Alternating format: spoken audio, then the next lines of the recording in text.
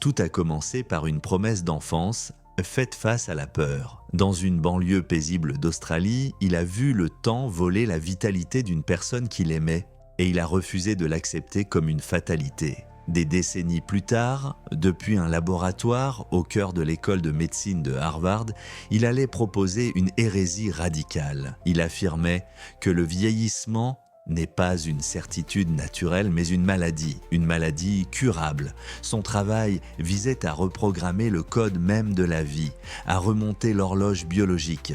Pour certains, il était un prophète d'une nouvelle ère humaine. Pour d'autres, un dangereux charlatan qui se prenait pour Dieu. N'oublie pas de mettre un like, de laisser un commentaire et de t'abonner. Soutiens le contenu qui t'intéresse, il y en aura plus. David Andrew Sinclair est né en 1969 à Sydney, en Australie, dans une famille qui valorisait l'intellect et la pensée progressiste. Son enfance s'est déroulée dans un cadre de banlieue confortable. Mais l'environnement était loin d'être ordinaire. C'était un foyer chargé de curiosité intellectuelle où les discussions sur la technologie et l'avenir étaient monnaie courante. Cette exposition précoce au système complexe et à la théorie de l'information a planté une graine dans son jeune esprit. Une façon de voir le monde, non pas comme une série d'événements aléatoires, mais comme un système de points de données interconnectés. Cependant, l'influence la plus profonde sur son futur parcours n'est pas venue d'un ordinateur, mais d'une observation profondément personnelle et douloureuse, était de regarder sa grand-mère, une femme qu'il adorait pour son énergie et son esprit, entamer le processus lent et inexorable de son déclin. Il a vu sa vitalité diminuer, son monde se rétrécir et son étincelle s'éteindre. Pour le jeune David, ce n'était pas seulement une triste partie de la vie, c'était un défaut de conception fondamentale de la machine humaine. Il ne voyait pas le vieillissement comme un état naturel, mais comme un problème à résoudre. Comme il l'a paraphrasé plus tard, il a vu cette personne pleine de vie s'éteindre lentement, et cela ne lui semblait tout simplement pas juste. Il sentait que quelque chose pouvait être fait. Ce refus d'accepter le statut quo, cette croyance inhérente que l'inévitable était peut-être négociable, allait devenir la caractéristique déterminante de toute sa carrière. Cet esprit de contradiction s'est manifesté très tôt, alors que d'autres étudiants acceptaient le dogme enseigné dans les manuels. Sinclair le remettait en question. Il était fasciné par les énigmes, par la découverte des règles cachées qui régissaient les systèmes complexes. Son intérêt précoce pour les ordinateurs ne concernait pas seulement les jeux ou la programmation, mais la compréhension de l'information elle-même. Comment elle est stockée, corrompue et préservée. Cette fascination pour l'information resterait en sommeil pendant des années, pour ne réapparaître que des décennies plus tard au cœur même de ses théories biologiques. Il voyait le déclin de sa grand-mère non pas comme une défaillance de son corps, mais comme une perte d'information, une corruption du code biologique qu'il avait maintenu pleine de vie si longtemps. Cette perspective était non conventionnelle, presque hérétique dans le monde de la biologie traditionnelle, mais c'était le prisme à travers lequel il finirait par voir tout le processus de vieillissement. C'était une perspective née de l'amour, de la perte et d'une curiosité inébranlable qui le poussait vers un avenir qu'il ne pouvait pas encore imaginer. Un avenir où il tenterait de réécrire les règles même de la vie et de la mort. Son voyage l'emmènerait loin des rivages ensoleillés de Sydney, au cœur intellectuel du monde scientifique. Son parcours scientifique officiel a commencé à l'Université de Nouvelle-Galles du Sud, où il a poursuivi sa passion pour la biochimie et la génétique, obtenant finalement un doctorat en philosophie. Son travail était prometteur, marqué par un intellect vif et une détermination sans faille, mais il se situait encore dans les limites établies du domaine. Il savait que pour s'attaquer à la question monumentale du vieillissement, il devait se trouver dans un endroit où les idées radicales n'étaient pas seulement tolérées, mais exigées. Cet endroit se trouvait à l'autre bout du monde, aux États-Unis. La décision de déménager pour un poste postdoctoral au Massachusetts Institute of Technology, ou MIT, fut un bond de géant. Cela signifiait laisser derrière lui sa maison, son pays et la communauté scientifique familière dans laquelle il avait grandi. Il entrait dans l'un des creusets intellectuels les plus compétitifs et les plus impitoyables de la planète. Un endroit où des esprits brillants de tous les coins du globe venaient pour faire leurs preuves ou se briser en essayant. C'était un pari aux proportions immenses, un pari sur ses propres capacités et sur la puissance de ses idées non conventionnelles. Il est arrivé au MIT et a rejoint le laboratoire d'un chercheur de premier plan dans la biologie du vieillissement, le professeur Leonard Guarente. Guarente n'étudiait pas les humains, ni même les souris. Il étudiait l'un des organismes les plus simples imaginables, la levure de boulanger. Pour un profane, cela aurait pu paraître étrange. Pour étudier le grand mystère du vieillissement humain, on ne peut pas attendre 80 ans qu'un humain vieillisse. Les scientifiques utilisent donc des organismes simples comme la levure qui ne vivent que quelques jours. La machinerie de base de leurs cellules, les engrenages et interrupteurs fondamentaux qui contrôlent la vie sont remarquablement similaires aux nôtres. La levure, en substance, est devenue une éprouvette parfaite pour les secrets de la vie, permettant aux chercheurs d'accélérer le temps et d'observer le cycle de vie entier en quelques semaines. Le laboratoire de Guarente était l'épicentre de cette recherche. L'atmosphère y était électrique, un mélange de génie collaboratif et de compétition féroce. Comme Guarente lui-même le décrirait plus tard, c'était un endroit pour les gens prêts à parier leur carrière sur une seule grande idée. David Sinclair venait de placer son pari. Il était désormais entouré des meilleurs et des plus brillants et la pression de réaliser une percée était immense. Dans l'environnement intense du laboratoire de Guarente, il y avait un mystère central qui consumait l'attention de tous. Il tournait autour d'un seul gène dans la levure appelée SIR2 pour Silent Information Regulator 2. Il savait que ce gène était en quelque sorte lié à la durée de vie. Quand il était plus actif, la levure vivait plus longtemps. Quand il était moins actif, elle mourait plus tôt. Mais personne ne savait comment. C'était un problème classique de boîte noire. Il pouvait voir l'entrée et la sortie, mais le mécanisme à l'intérieur était une énigme complète. Tout le laboratoire était à la poursuite de la réponse. Une solution qui pourrait potentiellement percer un secret fondamental du vieillissement pour tous les êtres vivants. Sinclair s'est jeté corps et âme dans cette énigme, travaillant avec une concentration obsessionnelle qui frisait la manie. Il a passé d'innombrables heures à réfléchir, à expérimenter et à lire, essayant de trouver la pièce manquante qui relierait SIR2 à la machinerie de la cellule. Puis vint la percée. Ce ne fut pas un événement unique et spectaculaire, mais une prise de conscience progressive. Un éclair d'intuition qui a connecté deux domaines de la biologie apparemment sans rapport. Sinclair a proposé une nouvelle idée radicale. Il a émis l'hypothèse que le gène SIR2 n'agissait pas seul. Il produisait une enzyme, un type de protéine maintenant célèbre sous le nom de sirtuine. Il a proposé que cette sirtuine agisse comme un protecteur cellulaire, un gardien du génome qui se précipite pour réparer les dommages et maintenir l'ordre, favorisant ainsi la longévité. Mais voici le lien crucial. Cette enzyme gardienne avait besoin de carburant pour faire son travail. Sinclair a émis l'hypothèse que la source de carburant était une molécule omniprésente et vitale appelée NAD+, une coenzyme présente dans chaque cellule du corps. Son idée était élégante et puissante. Plus une cellule avait de NAD+, plus les sirtuines avaient de carburant, mieux elles pouvaient protéger la cellule et plus longtemps l'organisme vivrait. C'était le chaînon manquant entre le gène et son effet de prolongation de la vie. C'était plus qu'une simple théorie, c'était une hypothèse vérifiable. L'expérience a été conçue avec un objectif simple mais profond: prouver qu'une plus grande activité de SIR2 signifiait une vie plus longue. Sinclair et ses collègues ont pris de la levure de boulanger ordinaire et, en utilisant les outils du génie génétique, ont inséré une copie supplémentaire du gène SIR2 dans son ADN.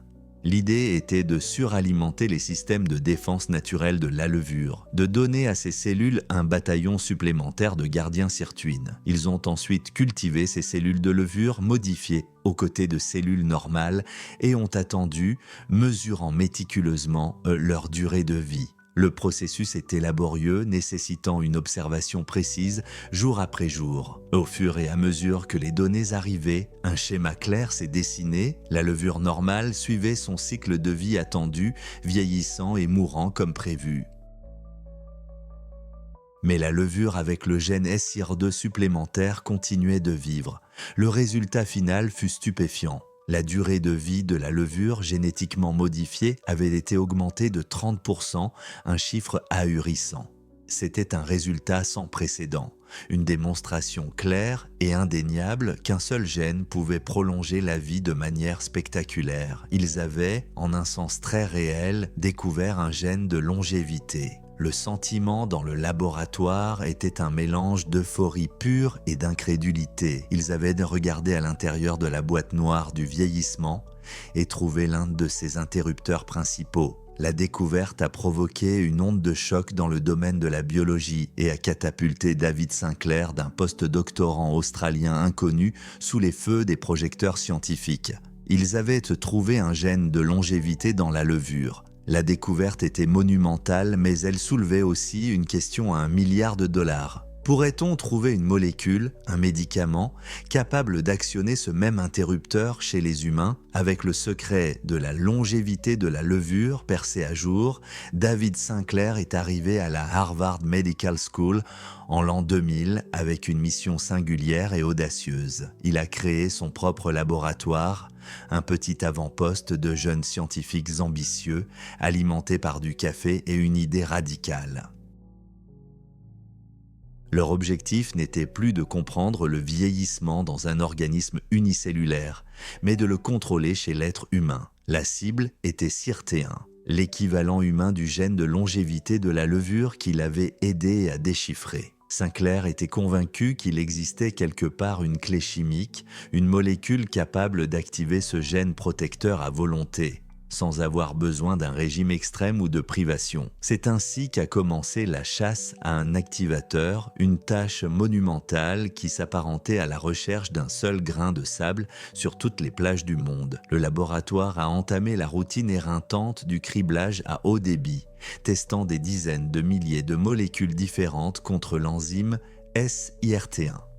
Le processus était un témoignage de la ténacité scientifique. Jour après jour, semaine après semaine, des bras robotisés dispensaient de minuscules quantités de composés chimiques dans des milliers de puits sur des plaques en plastique. Chaque puits était une expérience miniature, une question posée à la biologie. Cette molécule réveille-t-elle le gène de la sirtuine? Et jour après jour, la réponse était un non retentissant. Les échecs se sont accumulés par milliers, puis par dizaines de milliers. C'était un travail monotone, coûteux et démoralisant, du genre à user même les chercheurs les plus optimistes. Sinclair et son équipe cherchaient un signal unique et vacillant dans un océan d'obscurité, une minuscule réaction qui leur dirait qu'ils étaient sur la bonne voie. Ils cherchaient une clé. Pensez au gène SIRT1 comme au moteur d'une voiture conçue pour la survie.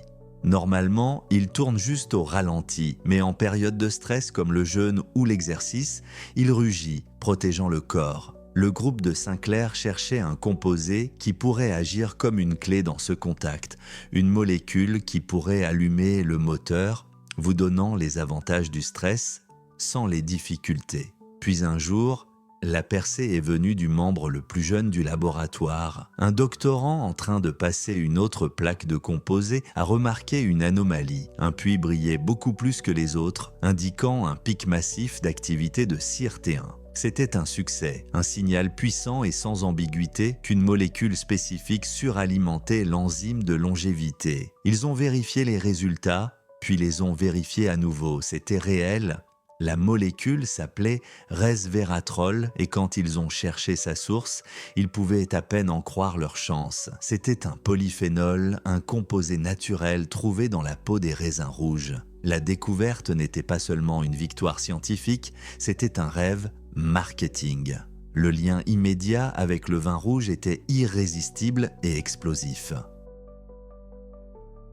Presque du jour au lendemain, un récit puissant et simple est né dans les médias. David Sinclair avait trouvé le secret d'une vie plus longue et il se trouvait dans votre verre de vin. Ce récit de la pilule au vin rouge a pris une vie propre, dépassant de loin le langage prudent des articles scientifiques. Sinclair lui-même réfléchirait plus tard au battage médiatique avec un mélange d'admiration et de frustration. Comme il l'a paraphrasé, nous avons été très prudents dans l'article pour déclarer ce que nous avions trouvé. Mais le monde a entendu « Vous pouvez manger ce que vous voulez, boire du vin rouge et vivre éternellement ». Tandis que le public était captivé, beaucoup dans la communauté scientifique restaient profondément sceptiques. Un collègue sceptique a noté: l'effet était spectaculaire, mais la biologie est rarement aussi simple. Nous devions voir si c'était réel. Montrer une réaction dans une boîte en plastique était une chose. Prouver que cela pouvait fonctionner dans un animal vivant complexe était un défi d'une toute autre ampleur. La pression était sur Sinclair pour passer de la boîte de pétri à une créature vivante et démontrer que le resveratrol n'était pas seulement une curiosité de laboratoire.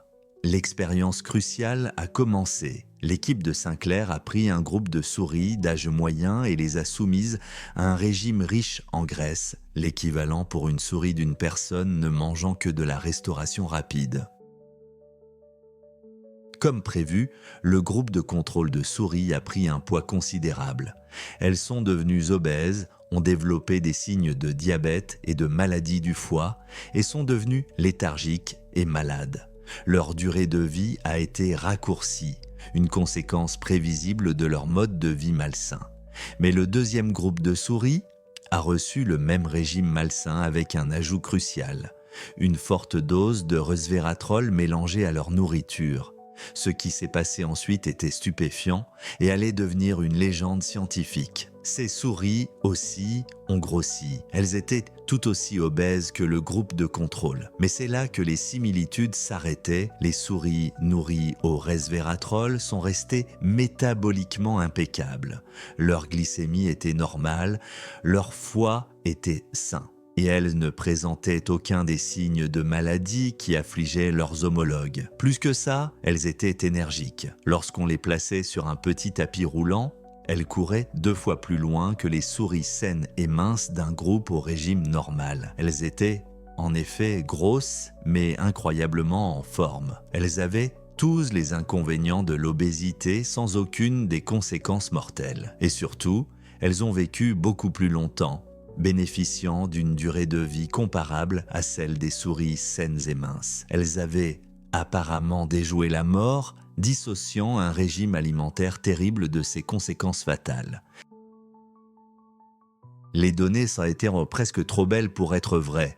Un résultat si clair et spectaculaire qu'il semblait défier les complexités de la biologie. Les résultats ont été publiés dans la prestigieuse revue Nature en 2006 et l'impact a été immédiat et mondial, c'était en première page du New York Times. L'histoire s'est propagée comme une traînée de poudre sur les chaînes de télévision et dans les magazines. Le monde était totalement captivé par l'idée enivrante d'une pilule qui pourrait imiter les bienfaits pour la santé de l'exercice et d'un régime parfait. Une pilule qui pourrait vous permettre de vous faire plaisir sans conséquence. Une pilule qui pourrait non seulement prévenir les maladies liées à l'âge, mais pourrait en fait prolonger la vie elle-même.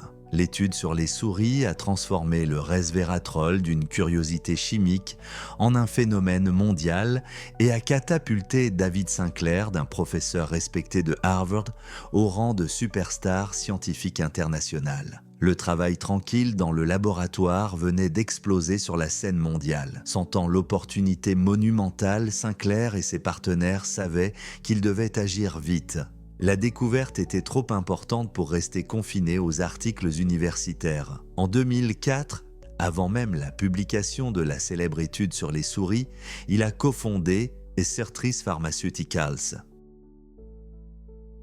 La mission de l'entreprise était claire: sortir la science des sirtuines du laboratoire et la transformer en de vrais médicaments pour les humains. Il développerait des médicaments basés sur le resveratrol et d'autres composés activateurs de sirtuine plus puissants, ou STAC. L'objectif était de créer des produits pharmaceutiques capables de traiter les maladies du vieillissement comme le diabète de type 2, la neurodégénérescence et même le cancer en ciblant la cause profonde, le processus de vieillissement lui-même. C'était une rupture radicale avec le modèle traditionnel une maladie, un médicament de l'industrie pharmaceutique. Les mondes scientifiques et financiers étaient en effervescence. Sirtris a attiré des investissements massifs de la part de sociétés de capital-risque de premier plan qui ont vu le potentiel d'une percée de plusieurs milliards de dollars. La communauté scientifique, quant à elle, était un mélange d'excitation intense et de scepticisme prudent. Certains voyaient Sinclair comme un visionnaire inaugurant une nouvelle ère de médecine préventive. D'autres craignaient que le battage médiatique ne dépasse les données, que l'entreprise soit construite sur un mécanisme biologique qui n'était pas encore entièrement compris. Le débat était féroce, mais l'élan était imparable. La promesse d'une pilule anti-âge était tout simplement trop puissante pour être ignorée. Sirtris Pharmaceuticals est entré en bourse avec une introduction en bourse ou IPO extrêmement réussie. Le moment où Sinclair se tenait sur le parquet de la bourse, regardant l'action de son entreprise grimper en flèche, fut une transition profonde. Il n'était plus seulement un professeur en blouse de laboratoire. Il était désormais une personnalité publique, une célébrité scientifique et un entrepreneur riche à la tête d'une entreprise de biotechnologie révolutionnaire. Il avait réussi à traduire une découverte sur la levure en un engouement mondial pour la santé, une étude marquante sur les souris et une société cotée en bourse valant des centaines de millions de dollars. Il avait pris sa vision à contre-courant du vieillissement comme une condition traitable et l'avait amené aux portes même de la médecine traditionnelle et de Wall Street. Avec un article à succès et une société cotée en bourse, Sinclair était au sommet du monde. Ses idées étaient sur le point de recevoir leur plus grande validation à ce jour. Un pari de 720 millions de dollars de l'un des plus grands géants pharmaceutiques de la planète. C'était un accord qui allait cimenter son héritage avant de le détruire presque entièrement. En 2008, le monde de la biotechnologie a été secoué par un chiffre qui semblait presque fictif, 721 millions de dollars. C'était le prix que le mastodonte pharmaceutique GlaxoSmithKline ou GSK a payé pour acquérir Sirtris Pharmaceuticals. C'était une somme stupéfiante, sans précédent, pour une entreprise qui n'avait pas encore mis un seul médicament sur le marché. Sirtris n'avait aucun produit approuvé, aucune vente record, pas même de données d'essais cliniques de phase avancée. Tout ce qu'elle avait, c'était une promesse, une idée révolutionnaire née dans le laboratoire de David Sinclair et un portefeuille de molécules conçu pour actionner l'interrupteur principal du vieillissement. L'acquisition était le zénith absolu de l'histoire du resveratrol, un moment de validation fracassante. C'était Big Pharma qui plaçait un pari de près d'1 milliard de dollars sur la science de Sinclair. Le message au monde était clair. Un dirigeant de GSK, au moment de l'achat, a déclaré que ce n'était rien de moins qu'un nouveau paradigme en médecine. L'accord a transformé Sinclair et son équipe de chercheurs célèbres en visionnaires validés. Sinclair lui-même a été catapulté dans une autre stratosphère d'influence. Il n'était plus seulement un professeur de Harvard, il était un leader d'opinion mondiale, invité à prendre la parole au Forum économique mondial de Davos, partageant la scène avec des présidents et des titans de l'industrie. Il était le visage d'un avenir où l'humanité pourrait contrôler sa propre biologie, où des maladies comme le cancer, le diabète et la maladie d'Alzheimer pourraient être prévenues en ciblant leur cause profonde commune, le vieillissement lui-même. La promesse était enivrante. Un monde où les nonagénaires pourraient bien se sentir comme s'ils en avaient 50, et pendant un bref et brillant moment, il a semblé que cet avenir était à portée de main. Mais la science a un mécanisme d'autocorrection intégré, un système immunitaire conçu pour attaquer et éliminer les idées erronées. Son nom est la réplication. Si une découverte est réelle, si une conclusion est vraie, d'autres scientifiques dans d'autres laboratoires, en utilisant les mêmes méthodes, doivent être capables d'obtenir le même résultat. C'est le fondement de la vérité scientifique. Quand ils ne le peuvent pas, cela soulève un drapeau rouge. Et pour la théorie élégante de David Sinclair, sur le resveratrol activant directement CYRT1, des drapeaux rouges commençaient à apparaître partout. Au début, c'était des chuchotements dans les couloirs des conférences, puis des questions polies mais pointues à la fin des revues scientifiques.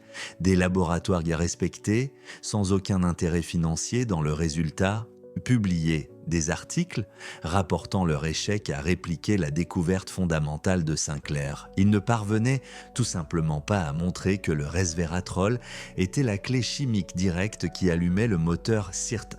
Mais la science dispose d'un mécanisme d'autocorrection intégré, un système immunitaire conçu pour attaquer et éliminer les idées erronées. Son nom est la réplication.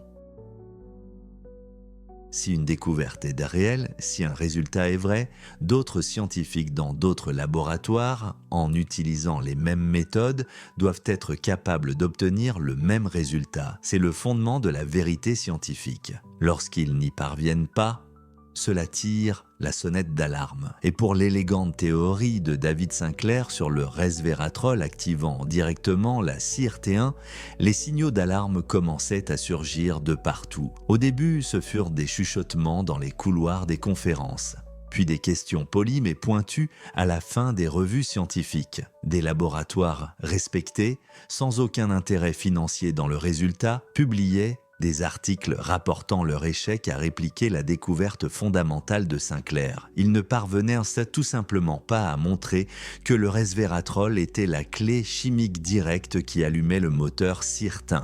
Puis ce fut le coup de théâtre. Un article fut publié, offrant une explication d'une simplicité et d'une brutalité dévastatrice aux premiers résultats positifs. Il suggérait que toute la découverte était un artefact de laboratoire. Les expériences originales utilisaient un type spécifique de marqueur chimique fluorescent pour mesurer l'activité de la CYRT1. Cette nouvelle recherche suggérait que le resveratrol n'activait pas du tout la protéine sirtuine. Au lieu de cela, il interagissait avec ce marqueur fluorescent, créant un faux signal, une illusion chimique d'activité. Lorsque l'expérience était menée sans ce marqueur spécifique, l'effet disparaissait complètement. Les implications étaient catastrophiques. Ce n'était pas juste une correction mineure, cela suggérait que le fondement même de l'empire Cyrtris, la découverte qui avait fait la une de milliers de journaux, pourrait avoir été construit sur un fantôme dans la machine. La communauté scientifique est un petit monde et les secrets sont difficiles à garder. Pendant des années, un autre géant pharmaceutique, Pfizer, avait mené son propre programme de recherche massif et top secret sur les sirtuines. Ils avaient investi des dizaines de millions de dollars, espérant devancer Cyrtris. Mais à mesure que leurs propres données internes s'accumulaient, ils arrivèrent à la même conclusion que les laboratoires universitaires indépendants. Les molécules ne fonctionnaient pas comme annoncé. Dans une décision qui provoqua une onde de choc dans tout le domaine, Pfizer arrêta brusquement l'intégralité de son programme. La nouvelle se propagea comme une traînée de poudre dans les communautés scientifiques et financières. Si Pfizer, avec ses immenses ressources et son expertise, quittait le navire, c'était un terrifiant vote de défiance. Un scientifique rival fut cité pour cette phrase célèbre, capturant le sentiment grandissant dans le domaine « L'empereur des sirtuines est nu ». La critique, autrefois confinée aux débats techniques sur la conception expérimentale, devint alors intensément personnelle. Sinclair n'était plus seulement un scientifique dont l'hypothèse était contestée. Il était une figure publique qui avait supervisé une acquisition de 721 millions de dollars. Il fut accusé d'avoir surmédiatisé ses recherches, d'avoir laissé les récits médiatiques devancer les données brutes, tout cela pour un gain personnel et financier. Son intégrité scientifique fut ouvertement remise en question dans les pages de prestigieuses revues et depuis les tribunes de conférences internationales. C'était un démantèlement public et brutal de l'œuvre de sa vie. Sinclair défendit vigoureusement les résultats de son équipe, arguant que la biologie était complexe et que les critiques passaient à côté de l'essentiel. Il soutenait que la science est un processus désordonné, plein de détours et de corrections. Nous sommes confiants dans nos données, déclarait-il, mais nous apprenons aussi et affinons notre compréhension. Pourtant, le vent de l'opinion scientifique avait tourné contre lui. Le dernier chapitre de la saga Sirtis ne s'est pas terminé par une explosion, mais par un murmure discret d'entreprise. Après l'achat initial de 721 millions de dollars, GSK avait injecté des centaines de millions supplémentaires dans l'entreprise, essayant désespérément de transformer la promesse initiale en un médicament viable. Ils ont peaufiné les molécules, mené de nouvelles expériences et lancé des essais cliniques, mais la magie des débuts ne pouvait être retrouvée. Les données restaient obstinément peu convaincantes. En 2013, 5 ans après la célèbre acquisition, GlaxoSmithKline a discrètement fermé toute la division Sirtis. Il n'y eut pas de grande conférence de presse pour annoncer l'échec. Ce fut une simple décision interne. Les laboratoires furent fermés, les scientifiques réaffectés ou licenciés. Le rêve était terminé. Le plus grand pari du monde sur une seule théorie du anti-vieillissement semblait avoir été un échec spectaculaire. Le rêve du resveratrol était en lambeaux. Pour de nombreux scientifiques, cela aurait été un événement qui aurait mis fin à une carrière. Mais pour David Sinclair, l'effondrement de sa première idée révolutionnaire ne fut pas une fin, mais le catalyseur d'une théorie bien plus vaste et profonde sur les raisons de notre vieillissement. Le rêve à 722 millions de dollars s'était évaporé en une fable édifiante murmurée dans les couloirs de la biotechnologie. Au lendemain de l'effondrement de Sirtis, David Sinclair fit ce que font les scientifiques lorsque leurs grandes théories publiques s'assombrisaient. Il se retira dans le sanctuaire tranquille du laboratoire. Les scènes mondiales et les réunions d'investisseurs furent remplacées par le bourdonnement familier des centrifugeuses et les tableaux blancs de son bureau à Harvard. Ce fut une période d'humilité profonde et nécessaire.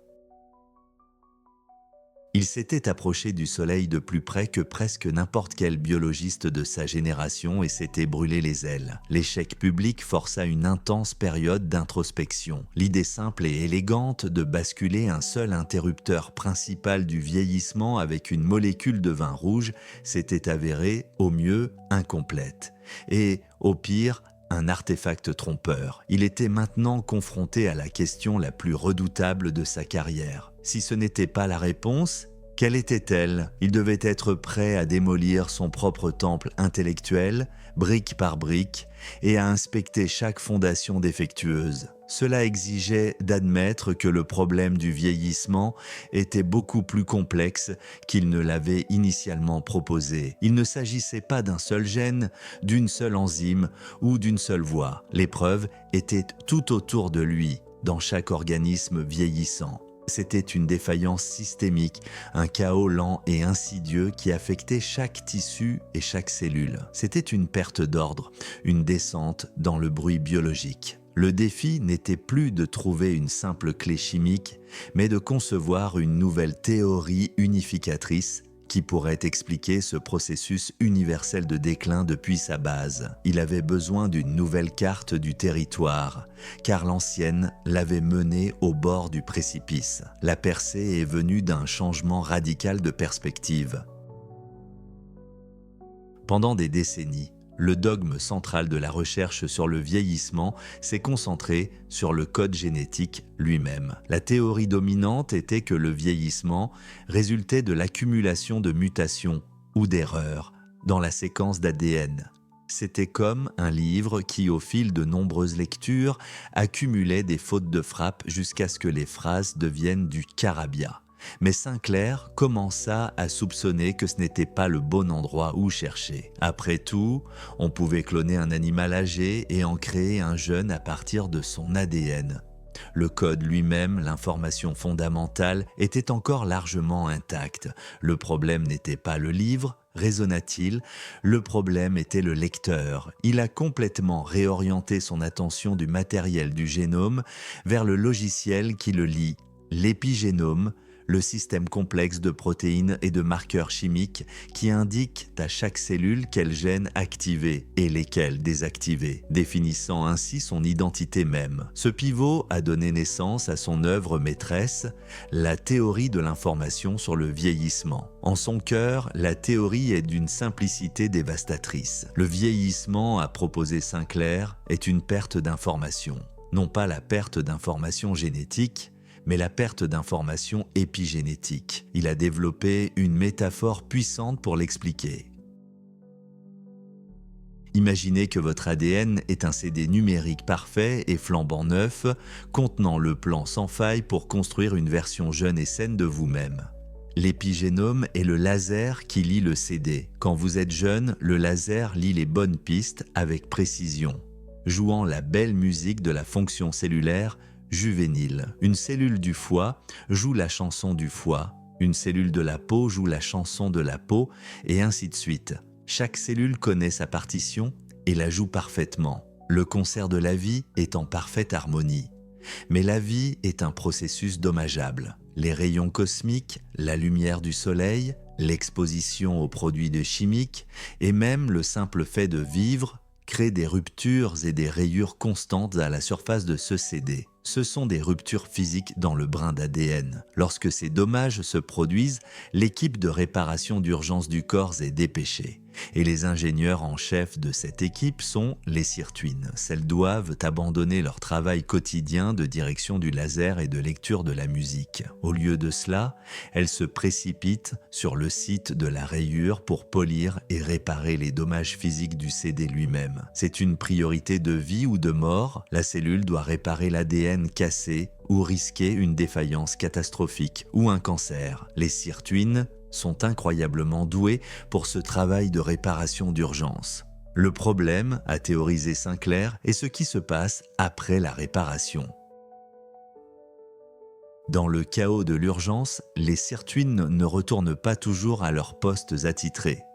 Certaines se perdent, d'autres retournent au mauvais endroit. Au fil des décennies d'innombrables rayures et réparations, l'ordre discipliné de l'épigénome commence à s'effilocher. Le laser qui lit le CD commence à se perdre. Il saute des pistes, il commence à lire un peu de la chanson du neurone dans une cellule du foie ou un peu de la chanson du muscle dans une cellule de la peau. La musique autrefois pure devient brouillée, déformée et pleine de parasites. Cette cacophonie croissante, ce bruit épigénétique est ce que nous vivons comme le vieillissement. Les cellules oublient leur identité et perdent de leur fonction. Comme le dirait Sinclair, le vieillissement n'est pas la corruption du code du logiciel, c'est l'incapacité du lecteur à y accéder. Nous perdons le sens, pas les données elles-mêmes. Cette nouvelle et élégante théorie l'a ramené à son point de départ, à son obsession originelle, les sirtuines. Mais maintenant, leur rôle était beaucoup plus clair et bien plus profond. Elles n'étaient pas de simples gardiennes de la durée de vie. Elles étaient les gardiennes de l'information épigénétique elle-même. Leur double rôle de régulatrice de gènes et de mécanicienne de la réparation de l'ADN était la clé. Et cela soulevait une question cruciale.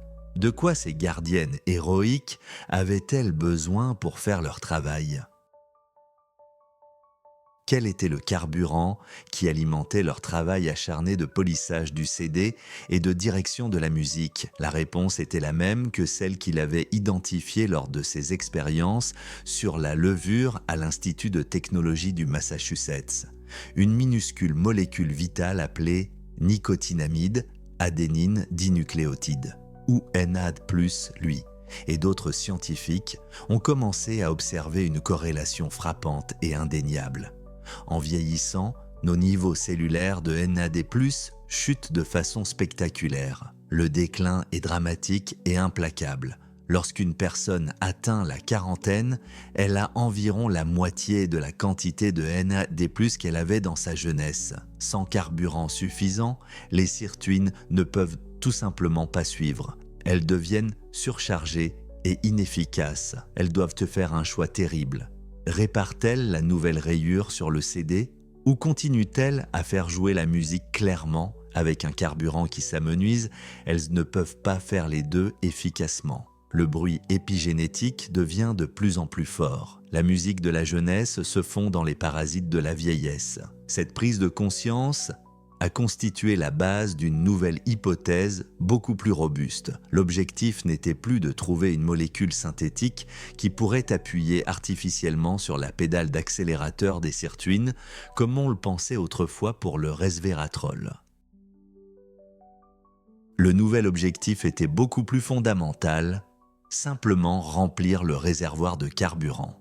Si vous pouviez restaurer un niveau de NAD+ de jeunesse dans un corps vieillissant, vous pourriez donner aux sirtuines l'énergie dont elles ont besoin pour accomplir leurs deux tâches critiques. Vous pourriez leur donner le pouvoir de réparer les rayures et de retourner à leur poste pour maintenir la clarté épigénétique. Vous pourriez, en théorie, aider la cellule à polir le CD, permettant à la belle chanson originale de la jeunesse d'être à nouveau entendue. Ce n'était pas juste un ajustement de son ancien travail, c'était un changement de paradigme complet, né des cendres d'un échec public spectaculaire. Avec une nouvelle théorie puissante et une nouvelle cible moléculaire, Sinclair était de retour. Il était passé du bord de l'exil scientifique à l'avant-garde d'une nouvelle révolution. Mais cette fois, son expérience ne se déroulerait pas seulement dans un laboratoire, elle se déroulerait sur lui-même, avec sa théorie de l'information sur le vieillissement fournissant une nouvelle carte puissante. David Sinclair fit face à un défi qui avait déconcerté la gérontologie pendant un siècle. Prouver qu'on pouvait réellement inverser le voyage, arrêter le vieillissement, était une chose, mais remonter le temps nécessitait un neurodatage vérifiable. La percée ne vint pas de son propre laboratoire, mais de la génétique avec l'invention des horloges dites épigénétiques.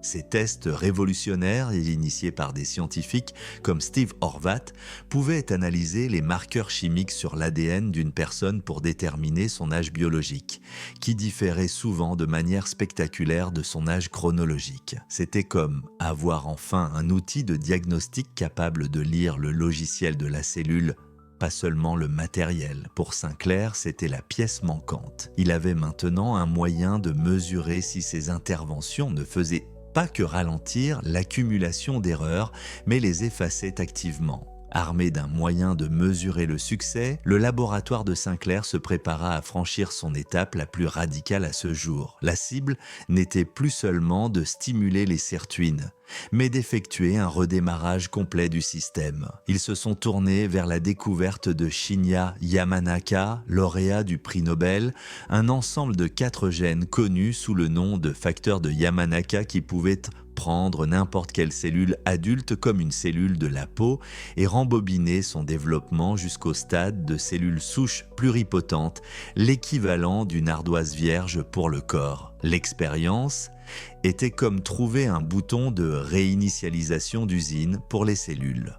En introduisant ces gènes spécifiques, il pouvait dire à une cellule d'oublier qu'elle était vieille et endommagée, et de redémarrer en utilisant le plan original de jeunesse toujours stocké dans son ADN. Mais appliquer cela à une créature vivante était incroyablement dangereux. Une réinitialisation complète pouvait déclencher une croissance cellulaire incontrôlable, menant à des tumeurs. C'était un numéro de haute voltige aux implications profondes. Le décor de cette expérience révolutionnaire fut planté avec un groupe de vieilles souris aveugles. Leur état était un modèle parfait du déclin lié à l'âge. Le nerf optique, le câble reliant l'œil au cerveau, était devenu endommagé et incapable de se régénérer, un symptôme classique du vieillissement. L'équipe a développé un cocktail sûr de 3 des 4 facteurs de Yamanaka et l'a injecté directement dans les yeux de ces souris. La question était simple mais monumentale. Pouvait-il forcer de vieilles cellules nerveuses endommagées à se souvenir comment être jeunes et fonctionnels à nouveau. L'attente dans le laboratoire était immense. Si cela fonctionnait, ce ne serait pas seulement une avancée progressive, ce serait un changement de paradigme dans notre compréhension de la vie elle-même. Les résultats furent le plus réussis que quiconque n'avait osé l'imaginer. Le changement ne fut pas subtil, ce fut une résurrection. De vieilles souris, auparavant incapables de voir, se mirent à suivre des objets en mouvement sur un écran. L'examen de leurs yeux révéla l'impossible. Les axones endommagés du nerf optique s'étaient régénérés, reconnectant l'œil au cerveau. Sinclair et son équipe avaient fait plus que simplement réparer les dommages, ils avaient induit la régénération dans une partie du système nerveux central des mammifères qui n'était pas censé se régénérer. Ils avaient inversé le processus de vieillissement dans un tissu complexe. Nous n'avons pas seulement arrêté le déclin, nous avons remonté le temps. Cela nous a montré que l'information originale, pour être jeune, est toujours dans le corps, son accès est simplement perdu. Nous avons trouvé un moyen de redémarrer le système. C'était un accomplissement historique, une validation stupéfiante de sa théorie de l'information. Ce triomphe scientifique a fourni la rampe de lancement parfaite pour sa prochaine action, un retour public à grande échelle. En 2019, Sinclair publia son livre « Pourquoi nous vieillissons et pourquoi ce n'est pas une fatalité ». Le livre était une leçon de maître en communication scientifique, mêlant son histoire personnelle, la saga des sirtuines et du resveratrol, sa nouvelle théorie de l'information et les expériences stupéfiantes sur les souris en un récit cohérent et passionnant. Ce n'était pas seulement un résumé de ses recherches, c'était un manifeste pour une nouvelle façon de penser l'existence humaine. Le livre explosa sur la scène mondiale, devenant un immense best-seller international et catapultant Sinclair du statut d'universitaire respecté mais controversé à celui de non familier. Dans les pages de son livre et lors d'une tournée incessante des podcasts les plus populaires du monde, Sinclair fit quelque chose que peu de scientifiques d'élite font. Il partagea ouvertement son propre régime anti-âge personnel. Il parla de sa prise de NMN, un précurseur de la molécule NAD+, qui alimente les sirtuines. Il discuta de sa croyance continue dans le resveratrol, ainsi que dans la metformine, un médicament contre le diabète qui s'est révélé prometteur dans les études sur la longévité. Il détailla sa pratique du jeûne intermittent, sautant le petit déjeuner pour activer les anciens circuits de survie du corps. Ce fut un changement radical. Il n'étudiait plus seulement le vieillissement de manière détachée et académique, il commercialisait activement un mode de vie visant à le vaincre, avec lui-même comme principal sujet de test. Le public fut captivé par ce charismatique professeur de Harvard qui non seulement promettait une vie plus longue, mais fournissait également une liste de courses claires et réalisables pour y parvenir. Il se transforma de scientifique controversé en figure de la santé publique mondiale, un gourou pour le mouvement naissant du biohacking. Son public n'était plus seulement composé de ses collègues chercheurs, mais de millions de gens ordinaires désireux de contrôler leur propre destin biologique. Pour rendre son argumentation encore plus convaincante, il avait l'étude de cas parfaite, son propre père. Andrew Sinclair, alors âgé de près de 80 ans et maintenant octogénaire, adopta le mode de vie de son fils avec enthousiasme. Il devint un témoignage vivant de la promesse du protocole de Lifespan. Se lançant dans de nouvelles carrières, voyageant à travers le monde et affichant une vitalité qui défiait son âge chronologique. Cette histoire personnelle puissante rendit la science abstraite profondément humaine et accessible, renforçant davantage le statut de Sinclair comme le visage de la révolution de la longévité. Alors que le public l'adoptait, la communauté scientifique restait divisée. Son nouveau travail sur la reprogrammation épigénétique était pris très au sérieux. Il était élégant, puissant et ouvrait des champs de recherche entièrement nouveaux. Il remportait des prix prestigieux et était reconnu par ses pairs comme un véritable pionnier dont la persévérance avait porté ses fruits. La science fondamentale était indéniable. Pourtant, la controverse sur son personnage public non seulement persistait, mais s'intensifiait. La frontière entre être un scientifique et être un influenceur de la santé publique était devenue dangereusement brouillé. Il ne se contentait plus de publier des données dans des revues, il faisait des recommandations audacieuses sur des podcasts qui touchaient des millions de personnes. Les critiques soutenaient qu'il se livrait à la même hypermédiatisation dont il avait été accusé autrefois. David est un scientifique brillant, mais il fait maintenant des affirmations et promeut un mode de vie qui va bien au-delà de ce que les données actuelles chez l'homme peuvent soutenir. Il soulignait que si le NMN et le resveratrol étaient les deux prometteurs chez la souris, les essais humains à grande échelle et à long terme étaient encore à des années de distance. En promouvant des compléments et des régimes de spécifiques, il brûlait les étapes, selon eux, créant un marché pour des produits dont la sécurité et l'efficacité n'étaient pas encore rigoureusement prouvées. Il marchait sur une corde raide éthique entre l'information du public et la création d'une frénésie commerciale basée sur une science préliminaire. Sinclair avait réussi une rédemption scientifique et publique remarquable, renaissant des cendres de l'effondrement de Syrtis pour atteindre le sommet de son domaine. Mais ce nouveau statut apportait un nouvel ensemble de défis, brouillant la frontière entre l'homme, sa science et l'industrie anti-âge de plusieurs milliards de dollars qu'il avait contribué à créer. Sinclair avait réussi une rédemption scientifique et publique remarquable, renaissant des cendres de l'effondrement de Syrtis pour atteindre le sommet de son domaine. Mais ce nouveau statut apportait un nouvel ensemble de défis, brouillant la frontière entre l'homme, sa science et l'industrie anti-âge de plusieurs milliards de dollars qu'il avait contribué à créer. Pour comprendre la personnalité publique de David Sinclair, il faut d'abord comprendre le laboratoire personnel qu'est David Sinclair. Son expérience la plus célèbre, la plus continue et la plus controversée, c'est lui-même. Il ne s'agit pas d'un scientifique dans une tour d'ivoire, détaché de son travail. Il le vit chaque jour, transformant son propre corps en un test en temps réel de ses théories. Son régime est un protocole méticuleusement suivi qui est devenu légendaire parmi ses adeptes.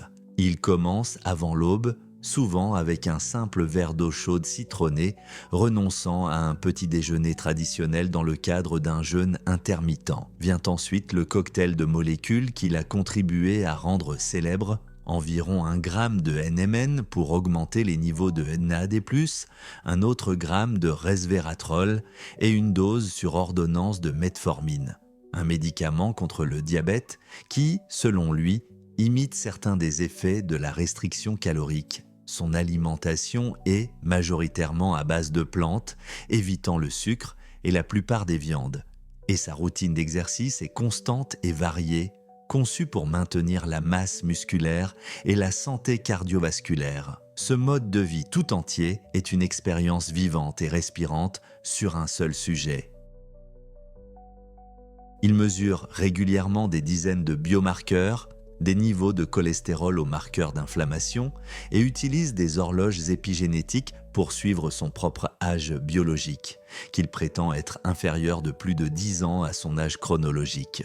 Bien que cette approche soit puissamment persuasive en tant que forme de narration, elle est, par sa nature même, scientifiquement discutable. Il n'y a pas de groupe de contrôle, pas de mise en aveugle et aucun moyen d'isoler quelle variable spécifique, le cas échéant, est responsable des résultats observés. Cela pourrait être les compléments, le régime, l'exercice ou simplement l'effet placebo né d'une croyance profonde en sa propre science. Mais pour Sinclair, la preuve la plus convaincante ne se trouve pas dans un tableur de ses analyses de sang, elle se trouve dans la vie vibrante de son père. Andrew Sinclair, à plus de 80 ans, est devenu le point de données le plus puissant de son fils. Suivant un régime similaire, bien que moins intense, Sinclair père est une publicité vivante pour la promesse d'une longue vie en bonne santé. Il ne se contente pas de survivre à la vieillesse, il s'y épanouit, Il fait de la randonnée, voyage à travers le monde et mène une vie active et engagée qui défie les attentes conventionnelles pour un homme de son âge. David parle souvent de son père avec un mélange de fierté scientifique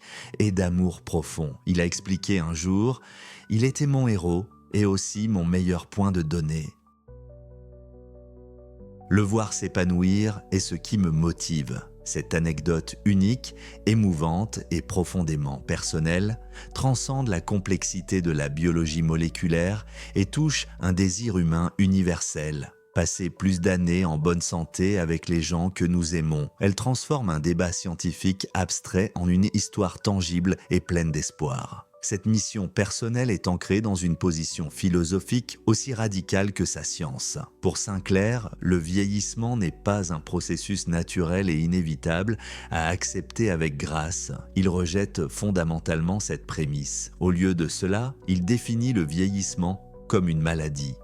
C'est une pathologie avec des causes sous-jacentes, tout comme le cancer ou les maladies cardiaques, et comme toute autre maladie, elle peut être ralentie, traitée et peut-être un jour même guérie. Ce n'est pas un jeu sémantique. En recadrant le vieillissement comme une condition médicale, il vise à mobiliser toute la force de la médecine et de la technologie contre lui, plutôt que de l'accepter comme une fatalité. C'est une déclaration de guerre contre ce qu'il considère comme la plus grande source de souffrance de l'humanité. Cette redéfinition a des implications sociétales stupéfiantes que Sinclair lui-même est désireux d'explorer. Si les humains peuvent vivre jusqu'à 120 ou même 150 ans en bonne santé, qu'advient-il de la structure même de notre monde ?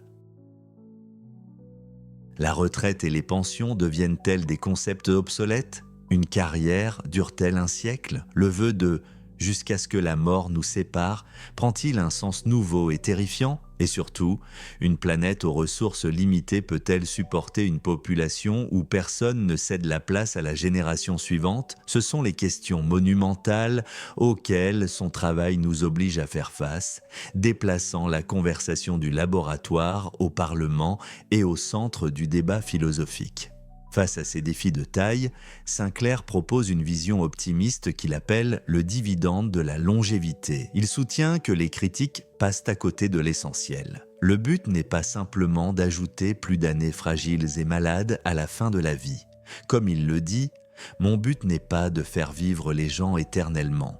C'est de prolonger la durée de vie en bonne santé afin qu'une personne de 80 ans puisse se sentir comme une personne de 50 ans. Qui ne voudrait pas de ça ? L'argument économique est puissant. En prévenant ou en retardant l'apparition de maladies liées à l'âge, comme la maladie d'Alzheimer, le diabète et les maladies cardiovasculaires, la société pourrait économiser des milliers de milliards de dollars en coûts de santé. Plus que cela, cela libérerait des décennies de sagesse accumulée, de productivité et de créativité des populations plus âgées, les transformant d'un fardeau sociétal en une ressource inestimable.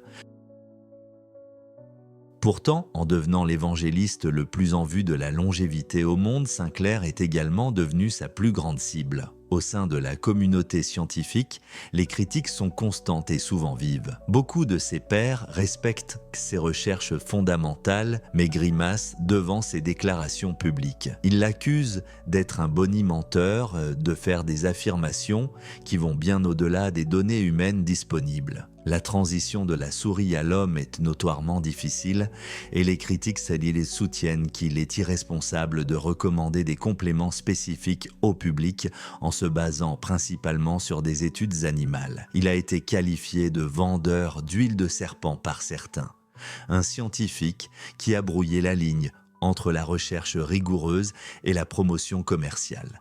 Cette critique est amplifiée par les conflits d'intérêts indéniables qui planent sur son travail. Sinclair n'est pas seulement un professeur, c'est un entrepreneur en série qui a cofondé plus d'une douzaine d'entreprises dans le domaine de la longévité. Bien que cela soit courant pour les universitaires de haut niveau, cherchant à traduire leurs découvertes en thérapie concrète, cela crée un équilibre éthique difficile. Quand ils parlent des avantages potentiels de molécules comme le NMN ou le resveratrol, parlent-ils en tant que scientifique impartial de Harvard ou en tant qu'entrepreneur ayant un intérêt financier dans leur succès? Cette perception d'un conflit, qu'elle soit réelle ou imaginaire, fournit des munitions à ses détracteurs et complique son message. La pression d'être une personnalité aussi publique est immense. Chaque apparition dans un podcast, chaque tweet, chaque phrase de son livre est scrutée par des scientifiques, des journalistes et un public avide d'une fontaine de jouvence. Il est confronté au dilemme classique du communicant. Comment simplifier une biologie complexe pour un large public sans sacrifier la précision scientifique? S'il est trop prudent, le message se perd. S'il est trop audacieux, on l'accuse de battage médiatique. Cet exercice d'équilibriste constant se déroule sous les projecteurs du monde entier, où tout faux pas peut nuire non seulement à sa propre réputation, mais aussi à la crédibilité de tout le domaine. De plus, son travail soulève de profondes questions éthiques sur l'équité et l'accès. Un éminent éthicien a posé la question inévitable. La question n'est pas seulement de savoir si nous pouvons le faire, mais si nous devrions le faire. Et qui aura accès à ces technologies? Seulement les riches? Cette crainte d'une vitesse de libération de la longévité pour les nantis, créant un système de caste biologique où les riches vivent des décennies de plus que les pauvres, est l'un des arguments les plus puissants contre l'ensemble de son projet. C'est un fardeau de conséquences que Sinclair doit porter à chaque nouvelle avancée qu'il annonce. Il a remodelé la science et le débat sur le vieillissement humain. Mais alors qu'il s'aventure sur un territoire encore plus radical, la question ultime demeure. Quel sera le véritable héritage de la révolution de David Sinclair? La frontière du travail de David Sinclair n'est plus confinée aux boîtes de pétri ou à la durée de vie des souris. Elle est arrivée au carrefour le plus critique de la médecine moderne. Le seuil des essais sur l'homme, dans son laboratoire à Harvard et au sein des entreprises qu'il a cofondées, la mission centrale est maintenant de traduire la promesse de la reprogrammation épigénétique en une thérapie tangible. La pression est incessante et ciblée, car la récompense potentielle est monumentale. La première cible n'est pas le corps humain tout entier, mais une petite partie, autonome et profondément importante de celui-ci. L'œil. Les premiers essais cliniques sont conçus pour lutter contre des maladies comme le glaucome, une cécité lente et progressive causée par la mort des cellules ganglionnaires de la rétine. La logique est élégante. L'œil est un système isolé, un banc d'essai parfait où une injection localisée peut être administrée et ses effets mesurés avec précision. Si l'équipe de Sinclair parvient à réinitialiser avec succès l'horloge épigénétique de ces cellules rétiniennes vieillissantes, elle pourrait théoriquement régénérer le nerf optique. Les implications sont à couper le souffle, rendre la vue à des millions de personnes. C'est la tête de pont, la première étape cruciale d'une campagne beaucoup plus vaste. La vision à long terme, l'objectif qui anime chaque nuit passée au laboratoire, n'est rien de moins que l'inversion systémique de l'âge. Sinclair et ses collègues poursuivent un avenir où une seule injection, ou peut-être une pilule quotidienne, pourrait initier une réinitialisation contrôlée de l'ensemble du logiciel épigénétique du corps. Imaginez une thérapie qui ne traite pas seulement une maladie, mais qui renforce la résilience du corps à toutes les maladies, des maladies cardiaques à la démence, en restaurant la fonction juvénile au niveau cellulaire. Cela reste pour l'instant du domaine de la science-fiction. Il y a d'immenses obstacles de sécurité et des complexités biologiques à surmonter. Mais contrairement aux rêves des alchimistes, cette vision est fondée sur un mécanisme biologique spécifique et testable. C'est un problème d'ingénierie explicite et David Sinclair est convaincu qu'il peut être résolu. Cette ambition audacieuse a forgé un héritage aussi complexe et débattu que la science elle-même. Pour comprendre l'impact de David Sinclair, il faut garder à l'esprit deux récits concurrents. D'un côté, il est un véritable visionnaire scientifique, une figure à l'image de Galilée ou de Darwin, qui a forcé l'humanité à reconsidérer une loi fondamentale et apparemment immuable de la nature. Pendant des millénaires, le vieillissement a été accepté comme une fatalité. Sinclair, plus que presque toute autre figure, l'a redéfini comme une maladie, un problème technique attendant une solution. Il a été un maître évangéliste pour son domaine, attirant des centaines de millions de dollars de financement et inspirant une nouvelle génération d'esprits brillants à consacrer leur carrière à la résolution du vieillissement. Un historien des sciences pourrait un jour conclure que le fait que ces théories spécifiques soient si toutes prouvées, justes, est presque secondaire. Son plus grand impact a été de changer le paradigme, de faire croire au monde que le vieillissement lui-même était un problème que nous pouvions et devions résoudre. Puis il y a l'autre point de vue partagé discrètement par certains collègues et bruyamment par ses critiques. Dans ce récit, il est un promoteur brillant mais imparfait, un showman scientifique dont la précipitation à publiciser et à commercialiser a constamment dépassé le consensus rigoureux et lent de la science. Il cite le cycle médiatique du resveratrol, une histoire qui promettait une fontaine de jouvence dans le vin rouge et qui s'est terminée par une controverse scientifique. Il critique ses déclarations publiques sur son propre régime anti-âge, arguant qu'il fait des recommandations qui vont bien au-delà des données humaines solides, brouillant la ligne entre l'éducateur et l'influenceur. Pour eux, il est un maître du communiqué de presse, un scientifique qui comprend qu'un récit captivant peut être tout aussi puissant qu'un ensemble de données, parfois dangereusement. Ce point de vue voit un schéma de création de battage médiatique qui attire les investissements, un cycle qui profite autant à ces entreprises qu'il fait avancer la science pure. La vérité, comme souvent, résiste à une catégorisation simple. David Sinclair n'est ni l'un ni l'autre, il est les deux. Il est cette figure rarissime dans le monde moderne. Un scientifique de laboratoire de premier plan qui est aussi un communicant scientifique de classe mondiale. La plupart des scientifiques qui font des découvertes fondamentales se contentent de publier dans des revues et de prendre la parole lors de conférences universitaires. Sinclair a choisi une autre voie. Il a compris que pour s'attaquer à quelque chose d'aussi grand que le vieillissement, il avait besoin de plus que de simples données. Il avait besoin d'un mouvement mondial. Il devait convaincre non seulement ses pairs, mais aussi les philanthropes, les investisseurs, les politiciens et le public, que la guerre contre le vieillissement était une guerre qui valait la peine d'être menée. Ce double rôle de scientifique et d'évangéliste est la source de son immense influence et de la controverse sans fin qui l'entoure.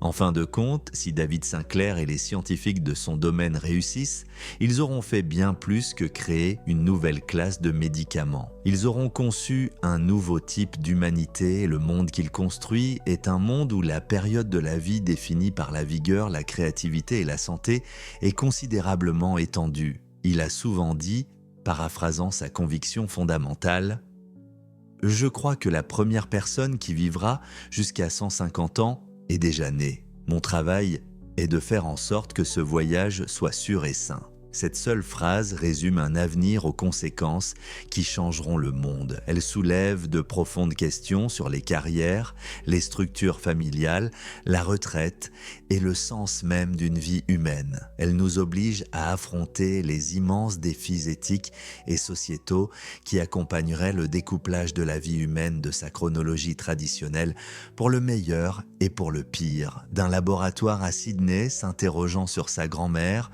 aux salles sacrées de Harvard, le parcours de David Sinclair a été des montagnes russes de triomphes spectaculaires et de controverses écrasantes. Il a poursuivi une molécule dans le vin rouge qui a fait de lui une star pour ensuite voir cette étoile tomber, le forçant à creuser plus profondément pour une vérité plus profonde sur les raisons de notre déclin. Sa théorie de l'information du vieillissement, L'idée que nous ne sommes pas condamnés par nos gènes, mais par une perte d'accès à ceux-ci, a fondamentalement remodelé notre compréhension de la biologie. Il a montré, du moins chez la souris, que cette perte n'est pas à sens unique. L'horloge peut être remontée. Les aveugles peuvent recouvrer la vue. L'héritage ultime de David Sinclair est encore en cours d'écriture. Est-il un prophète d'un nouvel avenir sans âge ou un brillant vendeur d'espoir ? Peut-être est-il les deux.